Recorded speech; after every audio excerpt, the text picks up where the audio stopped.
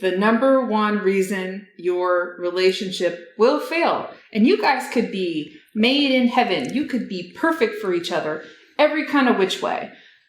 But if you're not doing this thing, chances are it's not going to work out.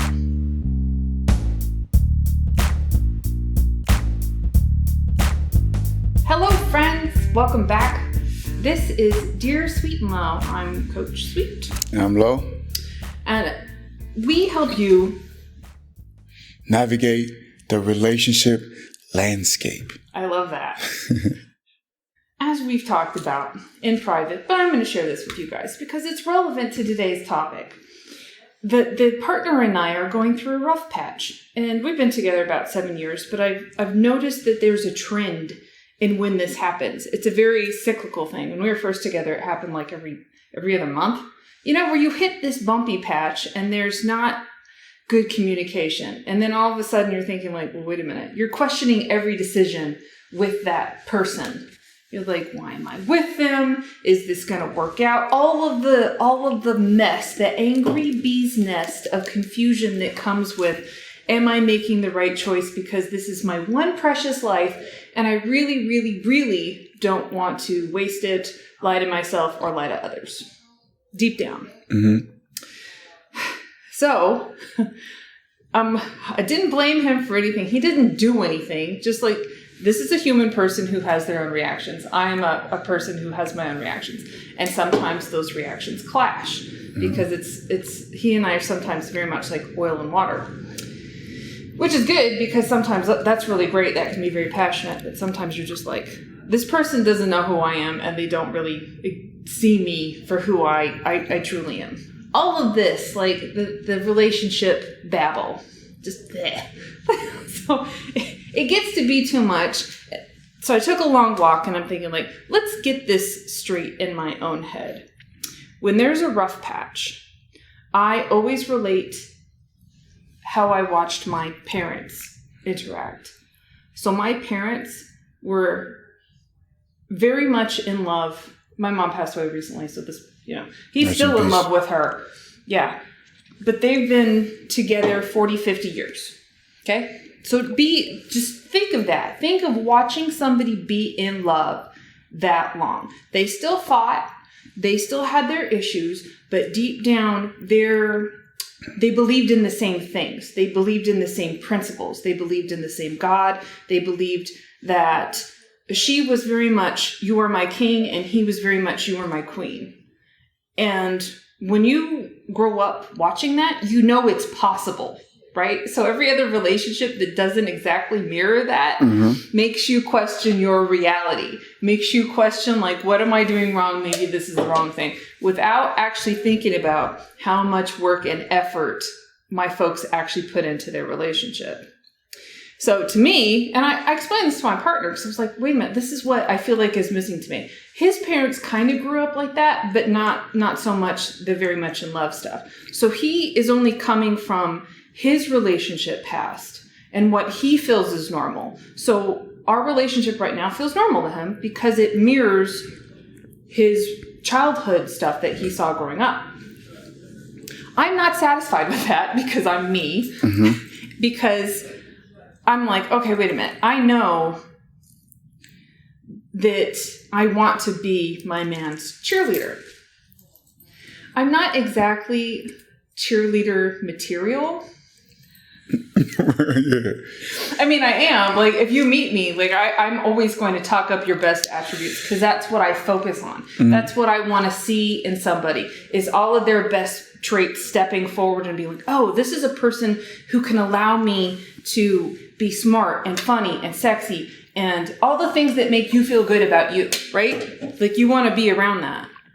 You are constantly encouraged and challenged by people like that. So that's who I want to be. That's who I want to be around.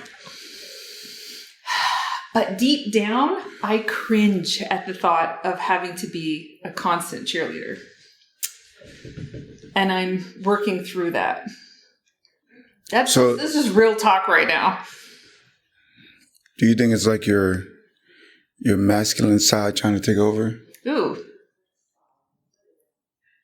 Because I feel like masculine likes to be cheered more than be your cheerleader. That's for real.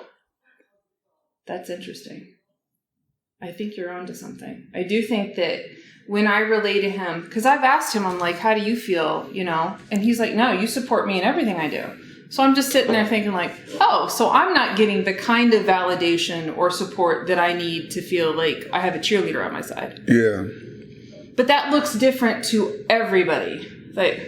And I'm glad we're talking about it because But question. Yeah.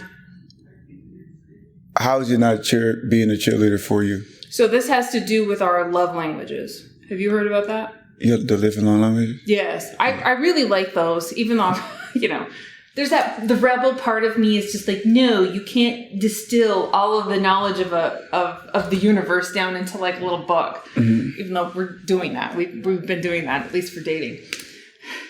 So I'm a hypocrite. I know. The 5 love language being, this is how you most respond to feeling loved. So I think it's words.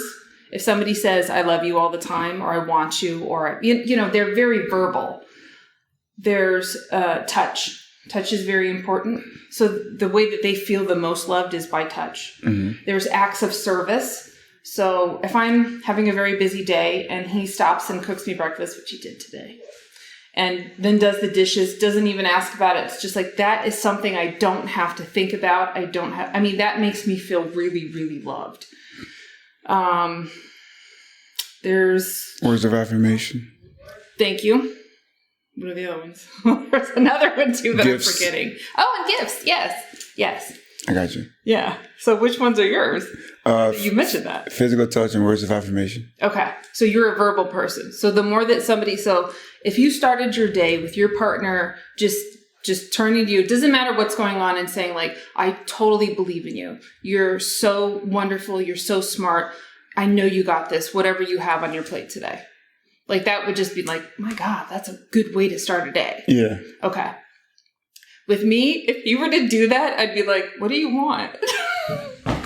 Because it's words, verbal words don't mean much to me. I don't know why.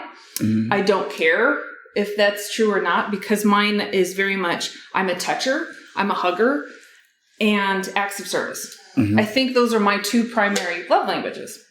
So him, making sure that I'm cared for before I have to go off to work is that, oh, I feel loved. I feel like everything that I'm doing, he sees that I'm making such a big effort in it, and that we're a team, right? So when you give somebody the affirmations that they need, you reinforce the idea that you're a team, that they're not in it alone.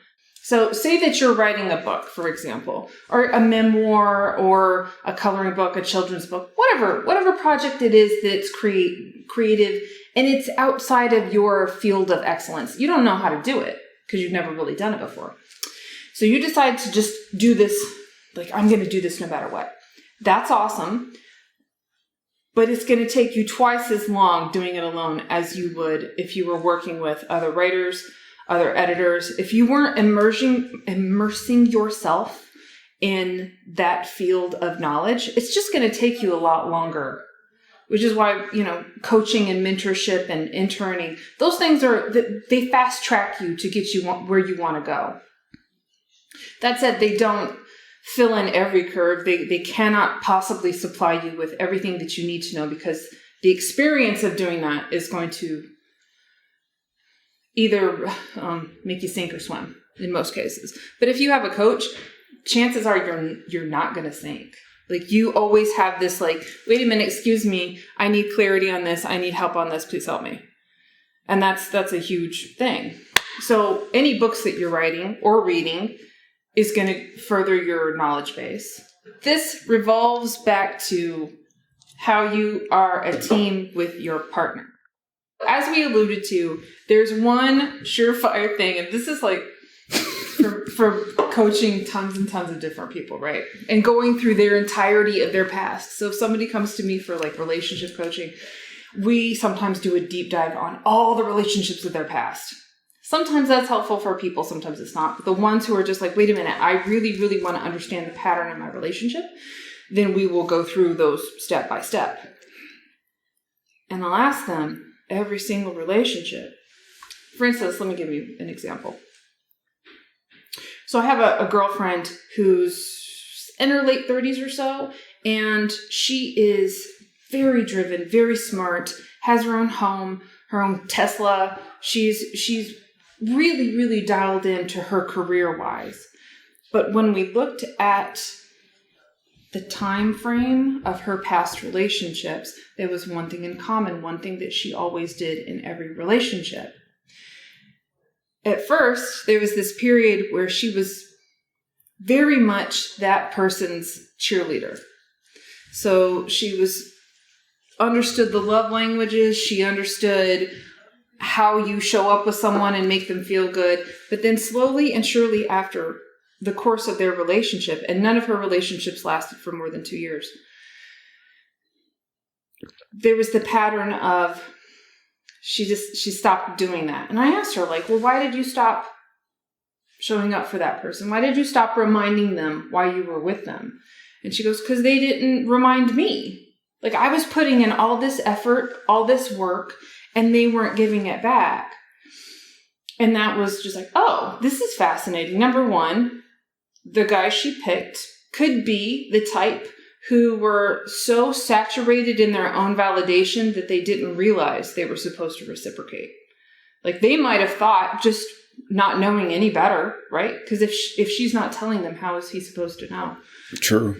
Like, if you don't teach someone how to treat you, they don't know. They are not going to know. And you have to teach them from day one. Thank you. Yes.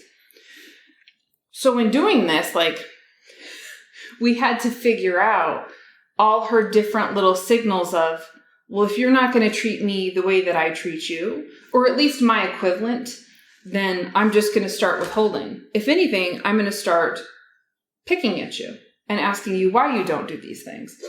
So that made her partner very defensive. All of them got to the point where they felt nagged and mommied. Like, oh, I'm supposed to be doing these things for you. Oh, it's Valentine's. I'm supposed to be giving you flowers and chocolate and whatever. And when I think about a lot of relationships, I mean, a lot, and these are people who could be married for like the 7-year itch thing. There seems to be a cycle where you get to this place where nothing that your partner does pleases you. And it doesn't happen overnight. It's a slow grinding process to get to this brittle landscape simply because you stopped being each other's cheerleaders. How are you supposed to be in that relationship if you're not validating each other? And I'm not saying like make it your full-time job, but sometimes, like one day a week, that gets to be your full-time job if you want that relationship to succeed. What's your definition of a cheerleader? My definition of a cheerleader is, I mean, I can speak as a man. Mm-hmm. As a man, you know, life is difficult. You have to go out there and create your own reality. Nobody's going to come and save you. And a lot of people are not going to believe in you. Right. And they're going to think your dreams are silly. So if you have a partner who truly believes in you, mm-hmm. support you throughout the whole process, feel like they're your true cheerleaders, not just somebody who's saying, woo, go, but like they're there to support you when you're down. They're there to help you when you can't figure certain things out. They can see some things you can't see, because sometimes as a driven person, you have tunnel vision, mm-hmm. but they can see the bigger picture sometimes that you can't see. So they're your real cheerleader. But a lot of times when they do that, when they're cheering you on constantly, they lose their own identity. Because their identity becomes yours pretty much. Yes. So that's why there has to be reciprocity in where you also support them as well. But cheerleader is just somebody who believes in you, always there for you, and have your back when the world is against you. I love that. See, my definition of a cheerleader comes from like high school. And high schools, you see cheerleaders back then, but to me as a woman who saw, okay, these were supporting cast members. The real team was the players on the field, the guys. So I have like a negative connotation when it comes to being a female cheerleader. And I don't really want to. It doesn't serve me to hold on to that idea of it, because when I think about those girls who were cheerleaders, and some of the guys too, they were really cool. They were really, really cool. They were very good at their jobs. And no shade on anybody. If your personality is naturally a people pleasers get a lot of shit. And for no other reason than, okay, maybe there's some imbalance. Maybe they say yes to too many things too often versus taking care of them, or not being able to ask for something in return. I totally get that. So thank you for sharing that with me so I can start reframing how I think about cheerleaders. Because it's changed over time. I used to think like, no, I'm going to be a player on the field. I'm never going to sit on the sidelines and just randomly but I say that and I still love to cheerleader. I love. Nothing feels better to me than going up to someone and telling them what I think they're doing right. Am I right? I don't know, but it's genuine. Like, I'm not making shit up. Like, I'm not going to just do it just to talk. It just feels good. It feels good for them. Like, their whole face changes and then they're lifted, versus somebody who's going to critique and nag and bitch and pick apart. Because what good does that do unless you're asking for it? Some actionable tips. If you're not in a relationship right now, you're going to plan how to do this early. And this is so essential. It's going to save you so much time and effort by teaching somebody how to treat you early. So if you're starting to date and you use those dates as an opportunity just to find the things that you actually enjoy about that person, right? Don't do the other thing eventually where you're racking up a list about how this person doesn't work for you. There's plenty of time for that. If this person's going to be in your life for a long time, you have years in which to find their weaknesses.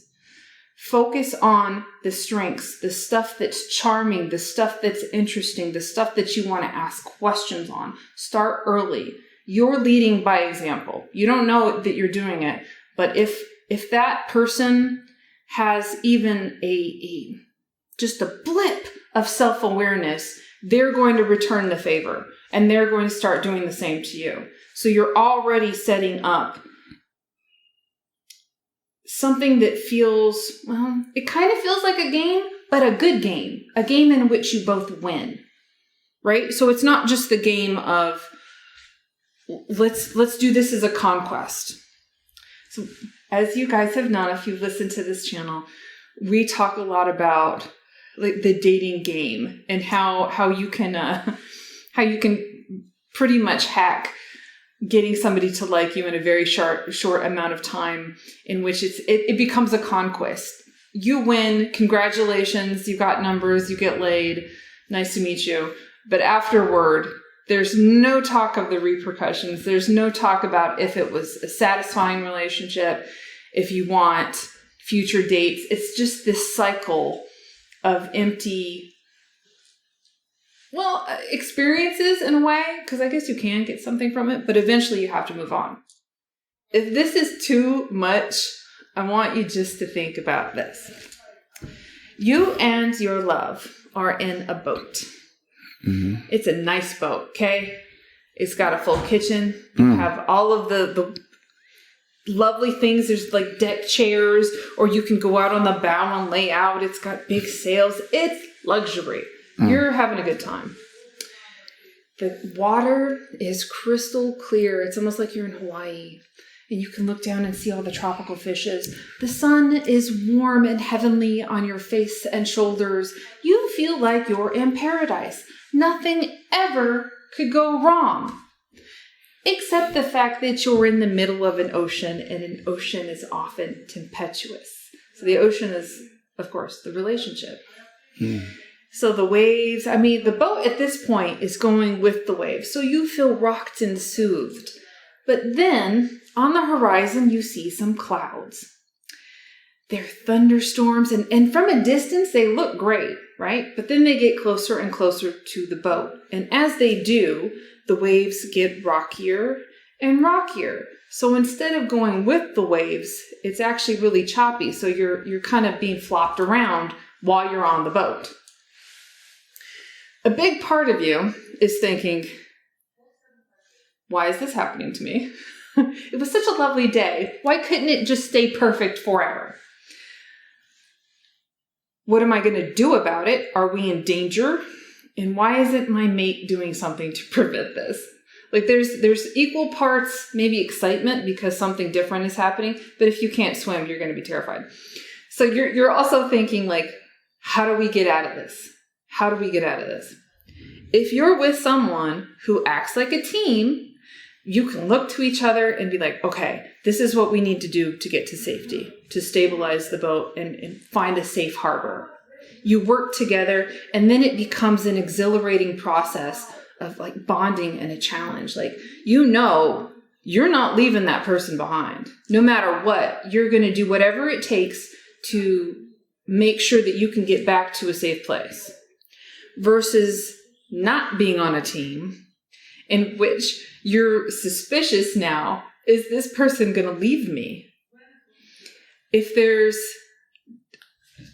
other situations, right? It's not just a storm. If there's other people, like there's another boat coming and there's potential pirates on that boat. And maybe to you, some of those pirates look pretty good. You're just like, well, maybe I want to be friends with them, but your partner doesn't. You see what I mean? Like the analogies can go on and on and on. There's so many ways that you and your partner are not really an island. You're very much in an ocean of different responses and consequences, and how you choose to interact with each other is going to determine if the game of your life ends up being like Survivor or Last Man Standing, or if you're actually, you know, like, oh no, we found this really great cove and now we're going to go skinny dipping, and the storm's going to pass and it's just going to be like, that was a magnificent storm. I'm glad we're together. I'm glad we could share that together. Mm-hmm. That is my favorite analogy for how people are in their relationships and how to determine what part of the boat you want to be on. Full circle, if you're in a relationship and you're going through one of those rough patches and you don't know whether to A, push him overboard, B, I don't know, like invite more people onto the boat. It happens. We have no judgment there. Sometimes that looks like a counselor. Sometimes that looks like you have a bitch fest with your girlfriends. Which mine is a guy friend who's, I don't know, we're just that way. But somebody who can really, really relate to your situation because they've been there. That's kind of the best case scenario. They can help you figure it out.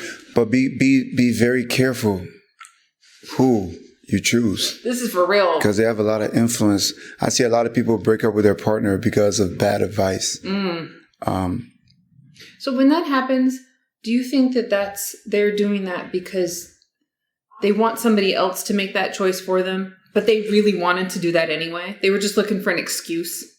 Now, sometimes like some people, not everybody, but they're easily influenced by other people. And like, sometimes they don't even want to do it, but it's other people plant a seed in their head. Yeah. And now the thing they have to do is the best choice. They think like they respect the person, opinion so much that it overpowers their feelings for whatever it is. Sometimes it happens. Like friends have so much influence on like your relationship if you keep telling them stuff. Mm-hmm. And sometimes they can even look at their own partner differently. Like, for example, you can think your partner looks really good, like the best looking man, best looking girl ever. And then you go to your friend and they're like, their nose is kind of big a little. Like they start pointing out stuff and your friend opinion means so much to you. So you're like, dang, my friend don't think they're cute. Maybe they are ugly. Like, I don't know. People listen to their friend opinion a lot. And sometimes they just skip over their own because they don't want to make the decisions themselves, like you said. Yeah, that does make sense. So be careful. Yeah. Or at least, I told a friend of mine who was just getting divorced recently that her word of the year gets to be discernment. Meaning you get to be very, very specific on what you say yes to and very specific about what you say no to. Because in that instance, especially when you're fresh out of a relationship, and you've been with somebody for a long time. So it's almost like you're starting over from scratch. You don't know what you like necessarily. You don't know what's available. And maybe you're willing to settle for something that just seems like fun on the outside because it sounds good. It looks good. So you think it might be good, but maybe it's not. Like like an almond croissant or something, like a really rich pastry. It looks good. It smells good. The first couple bites are going to be great. But if you ate that whole cake, you'd be so sick. Like so sick to your stomach. Anyway. So my second tip for couples who have been together and they're going through their stuck phase. It seems like homework because it is. But it's not going to feel that way once you get into it. You get to list all of the things that you love about your partner. Start with the physical, okay? Because we're very physical creatures. No matter what chips they put in our brain, no matter what wearables, we are extremely physical creatures living in a body that grows and decays. Start with the physical. Do you love the way that they smell? Do you love the texture of their hair? Do you love, putting your skin. Yeah. The veins. You're welcome, ladies. Do you love the way that they smile at a specific kind of joke? Like all of these things, putting them on a list and keeping that list close. There's a reason that you loved those traits to begin with. Probably because they match something in you that you love about yourself. So the more that you can emphasize that list, I'm going to read this no matter what I think about him at this moment. Doesn't matter if I want to just choke him, or suffocate him with a pillow, or hit him with a frying pan. Because I know y'all, ladies, in long-term relationships and stuff, it can get like that. Yeah. Nobody's going to do it. Nobody feels like doing it. But when you're just that frustrated, this is a good time to pause, to go elsewhere, to not worry if he's going to reciprocate at this point. Remember, we lead by example. We're looking over this list, and then you start dropping those integrations into your current conversation. Even if you're resentful for something he did in the past, even if you've had an argument in the near past, even if you want to have an argument in the future because there are issues that have not been hashed out yet, do yourself a favor, do your relationship a favor, and go back to, this is what I love about this person. These are still real. They're still viable.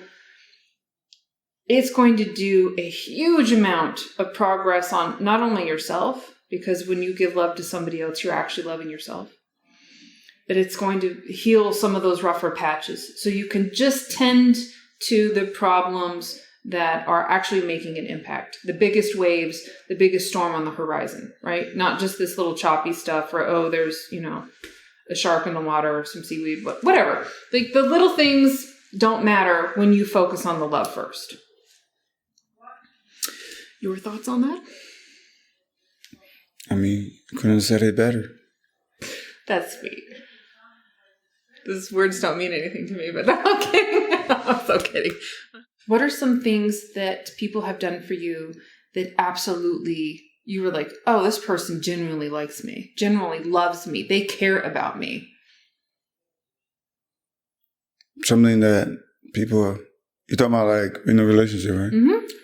Or somebody you didn't know. Maybe it was a stranger. Like oddly enough, I was right after my divorce, I was going through a really, really tough financial part, and I went to fill up my water bottles, and the person who was servicing the water machine just gave me credit. He's like, oh, here, you can have your water for free today. It amounted to $3, but I still remember that 10, 15 years later. And to me, that act of complete kindness from a stranger changed my whole day. And I still get a little bit emotional about that. I don't know why. Maybe because when you feel alone and then the universe sort of steps in and says, oh, no. Don't worry. We got you. Even if it's $3, we got you. That's a symbol of, wait a minute, there's something bigger going on. Don't give up. Never, ever, ever give up because there's something bigger going on. You got that right. Yeah. The only thing that pop in my head is when I had to get my knee surgery and I had to be in bed for 3 months. My mom took off work, came down, and took care of me the whole time. Oh, there's nothing better than that. Yeah. Mama Karen. I know, but these girls, you can't trust them. I'm just kidding. These hoes and loyal. I'm just kidding. Nobody can do it like mom. I mean, that's years and years of practice, but... Ladies, if you don't get this already, it doesn't matter if you like your in-laws. Learn from the mother. Learn from the mother. Either things to do or things to not do. This is like ancient wisdom. People used to live in the same household, so the female, the new wife, could learn from the mom. Yeah, maybe I'm wrong, but I feel like in relationships, it's like yin and yang. You have to be given to receive. You have to be receiving to give. But the relationship with your mother, so you don't have to be given nothing really. They just automatically love you. I mean, ultimately, you want to give to your mother the world. But what I'm saying is, she's gonna be good to you no matter what. Like she's not looking for anything in return. She'll come over there and take care of you the whole time and not think, oh, what did he do for me? Yeah, you know what I'm saying? It is. But yes. Girls will, if they come over there, well, I took care of you. What have you done for me? I'm just saying, most of the time, that's how it is. I know it. Yeah, so. I know it. And I get why. I mean, we're not dissing the females who are like, wait a minute, I can't keep giving away everything and not getting anything in return. Yeah. But I think it's like the delivery on how you ask for things in return too. And we'll get into that in a future episode, like how to ask for what you really want and receive it. And then how to ask, how can I give you what you really want? And how to help them receive it. Because that's a big part of the miscommunication in most relationships. People don't know how to do that. They don't know how to say, like, I need this. I really need this. If I don't have this, I feel like I'm suffocating. Like I feel weak and purposeless and powerless and helpless. And, you know, it strips all the momentum out of the team that you're building by not having that conversation. For me, the only way I can say that somebody did something for me where I know they really care and this and that, it's going to be when I actually find the person that stays. You know what I'm trying to say? Yep. Because I think if it's really real, you'll disagree on me. If it's really real and you both, feel the same way, it won't end. I do feel the same way, though. I don't disagree with you. I don't. That real thing can last and last and last even when you're not together.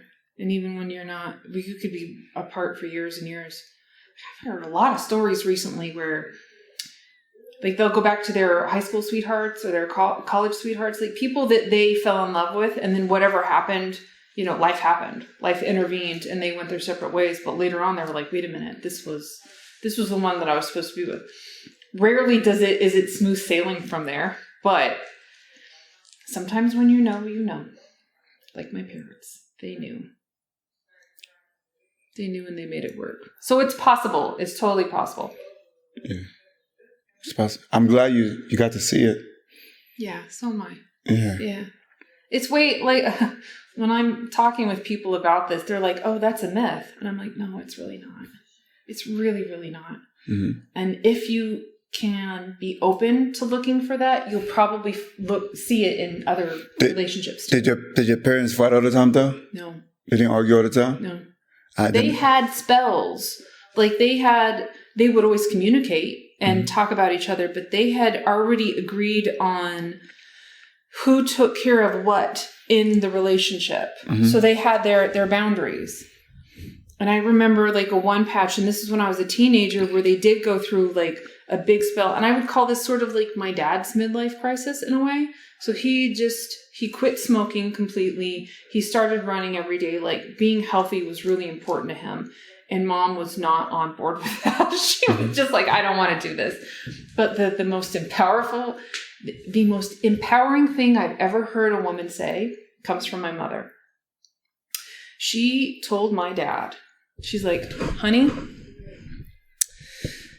if I'm not what you want, I need you to go find what makes you happy. I love you enough to let you go. And I'm pretty sure my dad sat with that and ran with that. And he's told me later, he's like, there was never going to be anyone like her that loved me like that. So it the things that he was focused on sort of, they narrowed out. It's like, okay, if she's not into it like I am, that doesn't mean that we're not perfect for each other or whatever. It was just something he had to go through, something that he had to grow with and grow with her together. Mm-hmm. But that, coming from my sweet mother who was just giving all the time, she was hardcore fierce deep down. Like how a woman can be that strong integrally of just like, I'll be fine if you go because you got to do you. And I do love you that much. Like that to me was just like, wow. So it's, that's like woven into the tapestry of my being in my relationships is being with somebody and loving as many people as I can that way. I love you enough to let you go and be whoever you need to be. Yeah. Okay, guys, that does it for us. Thank you again for joining. If you haven't already, subscribe, comment, like, do all the things that you're supposed to do. Mm-hmm. And please send us comments, send us questions, because we love those. Obviously, relationship questions are so much fun to sit down and hash out, to get into the weeds of it, to get into the story of it. That's where like the magic happens. None of this just like, oh, let me just take this little quote and maybe I'll figure it out. Mm-hmm. No, you're here. Let's play. All right? Yes, sir. We'll see you next time. See you next time.